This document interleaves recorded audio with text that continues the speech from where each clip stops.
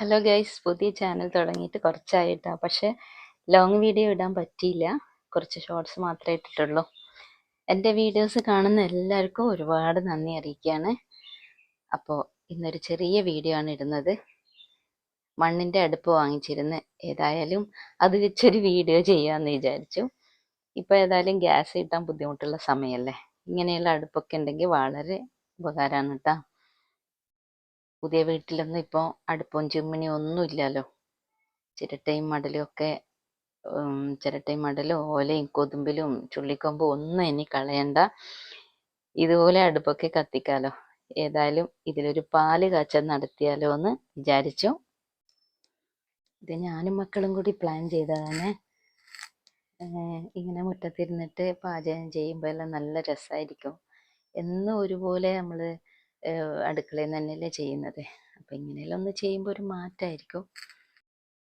അതുപോലെ തന്നെ ഇങ്ങനത്തെ അടുപ്പിൽ കുറേ വിറകൊന്നും വേണ്ട. 2-3 കഷ്ണമെല്ലാം വെച്ച് കൊടുത്താൽ തന്നെ നല്ലോണം കത്തുകയും ചെയ്യും. അടുപ്പിന് നല്ല ചൂടുമായിരിക്കും. എന്നാൽ അങ്ങനെ ഞാൻ മക്കളോട് ഇതൊക്കെ ഓരോ കഥയും പറഞ്ഞുകൊണ്ട് പാല് കാച്ചാൻ അങ്ങനെ തുടങ്ങി. പണ്ട് കാലത്ത് ഗ്യാസൊന്നും ഇല്ല, ഇങ്ങനെ വിറക് കത്തിച്ചിട്ട് ഭക്ഷണമെല്ലാം പാകം ചെയ്യുക എന്നുള്ള ഓരോ കഥയെല്ലാം പറഞ്ഞു കൊടുത്ത്. അപ്പം പിന്നെ മോള് പറഞ്ഞ് എനിക്കും ഇങ്ങനെ ഒന്ന് പാലൊന്ന് ഇളക്കി വെക്കണമെന്നല്ല. അങ്ങനെ ഓള് ഇരുന്നിട്ടെല്ലാം ഇളക്കി നോക്കി. പിന്നെ വയ്യ എന്നോട് പറഞ്ഞു, ഉമ്മാ പാല് മറിഞ്ഞു പോവില്ലേന്ന്. അപ്പം ഞാൻ പറഞ്ഞു, പാല് കുറച്ച് മറിഞ്ഞോട്ടെ. നമ്മൾ ഈ വീട്ടിൽ കൂടുന്ന സമയത്ത് പാല് കാച്ചുമ്പോൾ പാല് മറിഞ്ഞിട്ടില്ല, അതുകൊണ്ട് ഇപ്പോൾ കുറച്ച് പാല് മറിഞ്ഞോട്ടെ എന്നെല്ലാം പറഞ്ഞിട്ട് ഇങ്ങനെ ഓരോ കാര്യങ്ങളെല്ലാം പറഞ്ഞിട്ട് അങ്ങനെ ഇതാ പാല് കാച്ചൽ അങ്ങനെ നടന്നുകൊണ്ടിരിക്കുന്നുണ്ട്. പിന്നെ ഒന്നാമത്തെ കാര്യം എന്താണെന്ന് വെച്ച് കഴിഞ്ഞാൽ, ഇപ്പോഴത്തെ പുതിയ ജനറേഷൻ്റെ കാര്യത്തിൽ അവർക്ക് ഈ അടുപ്പ് കത്തിക്കുന്നത് എങ്ങനെയാണെന്ന് പോലും അറിയാത്തൊരു കാലമാണ് കേട്ടോ. മക്കൾ എന്നല്ല, ഇപ്പോൾ കുറച്ച് മുമ്പുള്ള മക്കൾക്കായിരിക്കും അടുപ്പ് കത്തിക്കാൻ അതെങ്ങനെ യൂസ് ചെയ്യണമെന്നൊന്നും അറിയില്ല. അപ്പം ഇങ്ങനെയെല്ലാം നമ്മൾ ചെയ്ത് കാണിച്ചു കൊടുക്കുമ്പോൾ കൂടെ കൂട്ടുമ്പോൾ എല്ലാം അവർക്കും കൂടെ ഇത് മനസ്സിലാക്കാൻ പറ്റും. പിന്നെ ഈ അടുപ്പിൽ നിന്ന് നമുക്ക് ഇതുപോലെ കത്തിച്ച് കഴിഞ്ഞതിന് ശേഷം ആവശ്യമില്ലെങ്കിൽ ആ വിറകെല്ലാം ഇങ്ങനെ മാറ്റിയിട്ട് കുറച്ച് പിന്നെ വെള്ളം തളിച്ചു കൊടുത്തിട്ട് അവിടെ എടുത്ത് വെച്ചാൽ മതി. പിന്നെ നമ്മൾ കത്തിക്കാൻ എടുക്കുമ്പോൾ അതൊക്കെ എടുത്ത് വെച്ചിട്ട് കത്തിക്കാൻ, എന്നാൽ വേസ്റ്റ് ആകുമൊന്നുമില്ല.